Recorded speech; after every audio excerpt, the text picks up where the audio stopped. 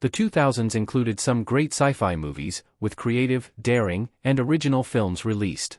However, while many of these movies overflowed with creative ideas and themes, Hollywood mostly ignored them when looking at creating sequels to follow up on their stories. The big thing to note about the 2000s was that Hollywood was still funding mid-budget conceptual films that didn't involve a pre-existing franchise. There were several sequels and big-budget franchises throughout the 2000s, from the Transformers sci-fi movies to the more fantastical Pirates of the Caribbean installments. However, when it came to deeper, more thought-provoking stories, Hollywood didn't seem to see the value in putting money into making franchises based on these genuinely creative sci-fi stories from the decade. This included a variety of diverse releases, from retro pulp adventure movies to dystopian thrillers, prestige sci-fi, and more. There were always chances for sci-fi sequels, but the biggest drawback for Hollywood was when audiences didn't make the first films a major box office success. When box office disappointment leads to studios getting cold feet, the main stars often move on, and then it is too late for the smaller movies to get sequels. However, some of these sci-fi releases have grown in reputation over the years, reaching cult status, and still deserve a sequel 2 decades later. Sky Captain and the World of Tomorrow, 2004. Sky Captain and the World of Tomorrow was a movie that seemed destined for a franchise.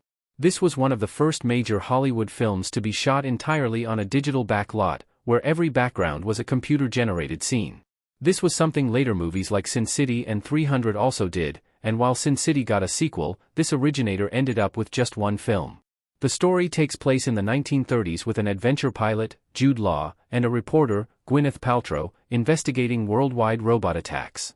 With a fresh outlook on the sci-fi genre, critically acclaimed effects, and an entire world to explore, it seemed destined for a sequel. However, the movie bombed at the box office, and the studio shot down any chance of a sequel. Director Kerry Conran never directed another feature-length movie. Sunshine, 2007. Sunshine was a movie that didn't seem to scream for a sequel, but it was such a brilliantly cerebral sci-fi tale that seeing more from this world would have been a treat. Danny Boyle directed the movie about a crew of astronauts on a mission to reignite the dying sun by delivering a bomb the size of Manhattan to reignite it. The entire premise was on the level of 2001, A Space Odyssey as a hard sci-fi story. It received positive reviews and has developed into a cult classic. However, there was no chance to get a sequel right away, as even Boyle rejected the idea of another movie in the franchise. That said, it is ripe for a sequel, as its universe, with humanity at the mercy of a dying sun, and the psychological effects on anyone approaching it were haunting. Seeing the Earth after this mission could be a fascinating sci-fi follow-up. The Island, 2005. The Island was a flop when it was released in 2005, but it has been reappraised in recent years. The Island actually became a streaming hit thanks to Netflix. Michael Bay had made his name in blockbuster movies, and it was hard to see him as anything more than that. However, while The Island had Bay's signature car chases and action scenes, there was a lot more under the hood of this sci-fi movie. Ewan McGregor and Scarlett Johansson star as two clones who escape from a utopian compound when they learn they are being harvested for organs for the wealthy.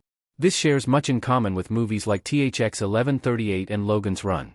However, its commercial failure and early critical reviews doomed the sequel. However, seeing the clones in the outside world could be a great idea for a sequel, and with so many years since the first movie, it might receive a better reception. Serenity, 2005. Firefly is widely considered one of the sci-fi TV shows that was cancelled before its time, and a story that deserved more stories. The Joss Whedon sci-fi western received that opportunity with Serenity.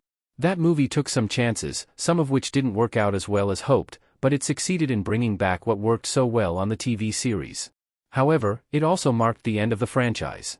Serenity was a box office failure, so while the TV show's audience got the movie they had been demanding, not enough people showed up to allow it to recoup its budget.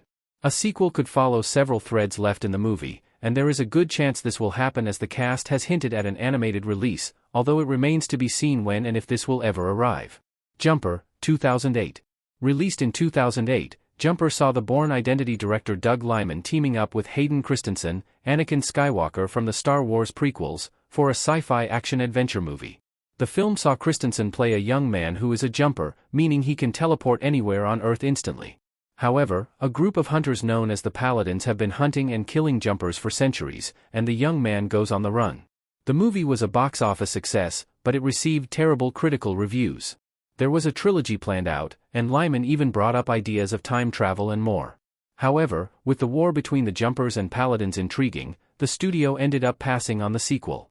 There was a TV series, Impulse, but seeing this world on the big screen again is something that needs to happen.